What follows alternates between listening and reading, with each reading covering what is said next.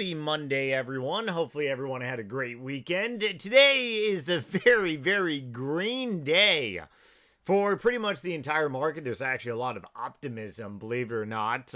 Nothing too intense happened over this past weekend, such as relatively nothing new. Obviously, the stuff in the Middle East is still going on. Oil seems to actually be dropping a little bit, but once again, there is nothing that the Federal Reserve can do to impact oil prices. It's geopolitical external factors. So the Federal Reserve could come out this Wednesday, and this Wednesday is FOMC day, very important. And we're not going to be getting a rate cut whatsoever, but the Federal Reserve could very well come out, raise rates, oil could very much go up. They can lower rates, oil can still go up. And also vice versa, right? They can raise rates, oil can go down. They can lower rates, oil can go down. It's a non-Federal Reserve rate sensitive impact. But hopefully this stuff really does get wrapped up. And a lot of people are praying and hoping that it does. And it just really, it doesn't make sense if it's going to be continuing, especially up to midterms, because this is a very touchy subject. Among everyone out there. It doesn't matter if you're a Democrat, Republican, someone in the middle. It's a very sensitive subject to really talk about. I try not to sway too much into politics on this YouTube channel. Welcome if you are new. If you enjoy my content, definitely smash the like button and subscribe for more if you want to see my content entirely free. This YouTube channel is relatively new, so let's try to get it to another couple hundred subscribers. My main YouTube channel has over 200,000. I have not advertised this one just yet. Although quite a few of my gaming subscribers, I run a gaming channel, my gaming subscribers have actually found this YouTube channel, which is pretty funny. But overall, my positions are very much green today. SoFi is just really chilling, a little bit of green. It was up a little higher. SoFi is going to be probably impacted more depending about what Powell actually says this Wednesday. You got the semis moving up just because the broader market's moving up. Hood is following in suit with pretty much crypto. Crypto is above 70K, which is really good. It was hanging out in the low 60s a couple weeks ago, which was really scaring some people. So hopefully we can definitely reclaim the $80,000 level on Bitcoin somewhat sooner and get this show on the road, right? Software stocks are doing nice move up. CRM, even Oracle. I don't own Oracle, but I mean, I've thought about owning Oracle and I may do so in the future. Obviously, NVIDIA is leading the semis. Palantir, a little bit of green. Meta is seeing a very nice, almost 3% recovery. Even PayPal is up today. So there's just really a lot of good vibes right now in the market. And the data is nothing really too special. I mean, obviously Wednesday we have PPI. The decision for the rate cut has already pretty much been locked in. Today data is very minimal. But I mean, overall, all the big data is pretty much here. The real crappy thing about it is that Fed rate cut is in 2 days, and the chance of us getting a rate cut is under 1%. So it's nothing really too spectacular, nothing really too sexy. The market really needs to just get away from being very much super focused on rate cuts. Even if we go out to April, we're looking potentially at a 3% chance of a rate cut. Now, obviously, the labor market could very much deteriorate entirely where it boosts up April a little bit.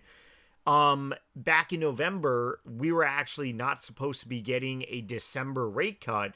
And within a matter of a couple weeks, Powell came out and said, hey, we're going to cut rates once again in December, but don't really expect any rate cuts next year. And maybe he knew something that we didn't know, right? Maybe he secretly knew that the Middle East was going to be popping off or something a little crazy like that. So overall, what am I personally doing? I'm personally just chilling. I mean, if it's going to be a chill week, it's going to be a chill week. If you've been following along on my YouTube channel, you know that I'm doing, and once again, welcome if you are new. I'm doing a public account challenge on this channel, looking to take, oh boy, where's my account? Hold on here. There we go. Looking to take this sum of money to 6 figs in the course of 17 months here. I have a bunch of rules set for myself. I've been depositing a lot of money into this account. And I've been buying a tremendous amount of stock, close to probably between my two profiles and the last, I want to say, maybe 5 months now, probably well over 40, maybe in that midpoint of 45 grand. I don't trade on margin. I believe, honestly, he's bad JoJo, but you do you. If you are a margin trader, the only thing I got to say to you is, hey, be careful. You obviously know the risk, and you know that if you get margin called, it's not going to be a good time for you. You always gotta keep a lot of capital in your accounts.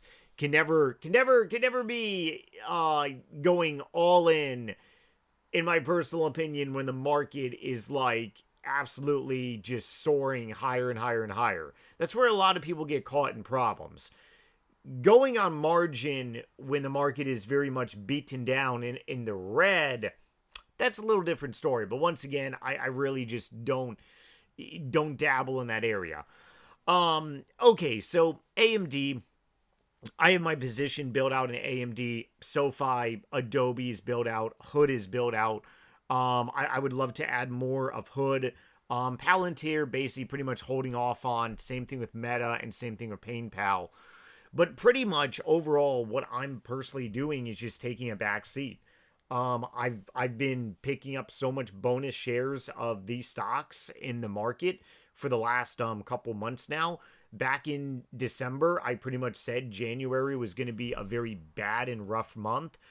However, I did say that earnings was going to get us rock and rolling. I didn't know there was going to be a conflict like this in the Middle East. I didn't know that there was going to be SaaS apocalypse. I'm also not God, so I can't predict the future here. But I've been buying these stocks for the last couple months, and that's a very key pivotal like thing. There are people where they don't take advantage of these gigantic dip buys. They don't take advantage of when the VIX is going so much higher and your long-term investments, like for me with SoFi, is just really going lower. And AMD has seen two gigantic boosts up, one from OpenAI, another one from Meta, and now we're basically pulling back on AMD. But yet OpenAI, I do believe they're going to come through, and Meta seems like it's going to be a closed deal. So once again, you take advantages on stocks that you believe in the management team, and you are willing to pretty much, I don't want to say place a bet, but it's a calculated risk. And these growth companies, when the market is going to be back on risk on, they're going to move tremendously quick. Now, something that I want to wrap up this video, and today's going to be a shorter video because there's just not a lot to really talk about. Green days, like I've been saying, if you've been following me, I don't really get too much excited on green days. I get excited on red days because red days means we go shopping. Okay, that's what you do. You gotta condition your brain. It's the opposite that you've been trained, right? Green means go, red means stop. You know, traffic. A analogy in the stock terms. No, you know, red equals blood. You buy the fear, you buy the blood, you buy the dip. If you're a long-term investor, hey, you pick up discounted shares for the future. Like I have so much with SoFi and many other companies. If you are a trader, well, you buy the dip, you sell the rip. It's a simple terminology. So something that I truly believed would happen in January with this market, and I'm actually glad that I didn't do it because I was going to buy some call options primarily on SoFi, and that would have been a utter disaster because SoFi back during their earnings was at what? Yeah, $26. Yeah, that would have been, that would have been very much a disastrous move, right? I said that earnings was probably going to get us out of this hole. Well, I was wrong, but in theory, I'm probably going to be right. Earnings is right around the corner, believe it or not. We are almost halfway through up until next earnings. Now, obviously Q1 is going to be over in about 2 weeks, which is a shell shock if you really think about it. SoFi's earnings are going to be end of April, I believe, beginning of May. Could be end of April. They could move it up again. It could also be, maybe a little later, but okay, beginning of May. Then you also have AMD too. That would be interesting, right? The day after SoFi. Adobe is the wild dog. They always have their like very much late. I honestly don't know why. I believe it's because they're on a different like fiscal calendar year or something. I think that's the reason why Adobe reports a little later. I know Nvidia does the same. Then we also have the week after or 2 weeks after, mid May, for Hood, mid May for Palantir, and then Meta actually might be their earliest one, and then the dreaded PayPal. This one's going to be a little interesting, but yeah, I mean Nvidia is definitely near the end of May. I gotta actually look up why a lot of these companies do earnings like later and stuff. I'm almost positive it's just because of what it's a preference maybe. But anyways, Q1 is going to be over in 2 weeks. So we're going to be getting earnings very shortly, and the earnings, unfortunately, what Wall Street pussies, or maybe they're not really pussies, maybe they're doing this on purpose, but they're going to see phenomenal growth rates once again. Okay?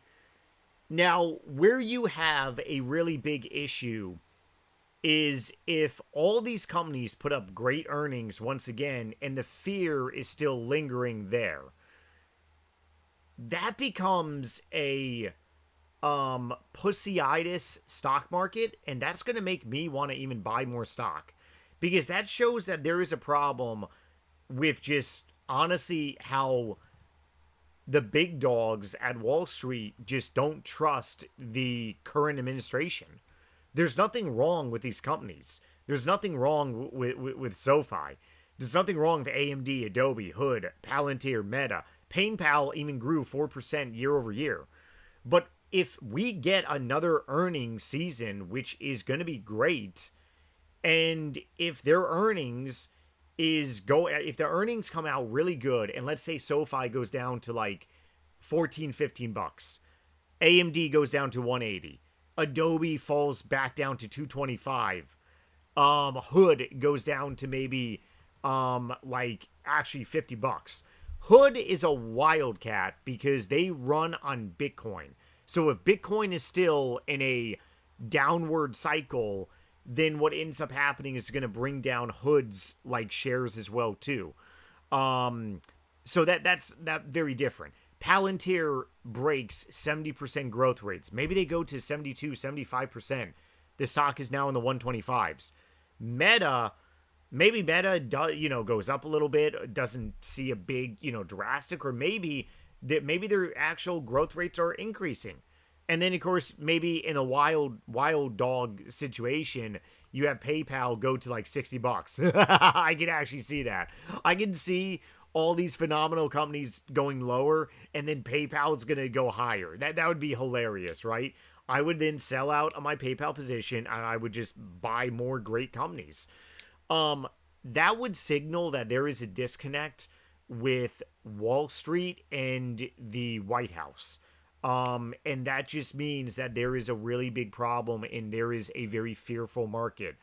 When you have companies that are executing and the company's growth rates are getting better and the stock prices are becoming lower, it is such a clear signal for anyone out there that, hey, for me, I'm going to be buying shares like left over right, like all day long.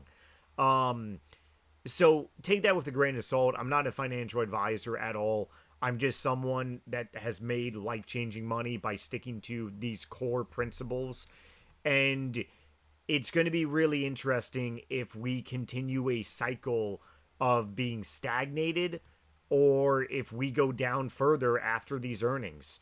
And it's going to prove that, hey, maybe, well, Wall Street was already wrong. Wall Street said that this year is going to be another double digit gainer for the market return. We're not seeing a double digit gainer at all for this market return just so yet. Maybe we go on a under tear during the summertime, sure. And maybe we don't sell off at the end of the year, okay. Maybe the midterms is very much good for Wall Street. Wall Street tends to really like a combination of both among the White House and Senate and Congress. So like you have the Republicans in the White House, Republican Senate, Democrat House, or Republican White House, Democrat Senate, Republican House, or even a Republican president, Democrat Senate, Democrat House does actually better for the market in those type of situations. But believe it or not, you can look back on history on that one. But the market tends to really like a mix of red and blue among like, hey, what's going on in the management of like the country. I'm going to go ahead and wrap up today's video with this notion. The market's green. Hey, you know, that's a good thing. It alleviates stress. You should not be stressing over the market. If you are, times that I've stressed over the market, honestly, I was too leveraged per se. And I was also invested in stocks that did not have great management teams. My money is in great management teams. So I'm not really losing sleep, everyone. Take it easy. Let's see what happens tomorrow. Very green Monday, like I said, and we got a very long week. Oh, yes, we do. All right, take it easy. Later.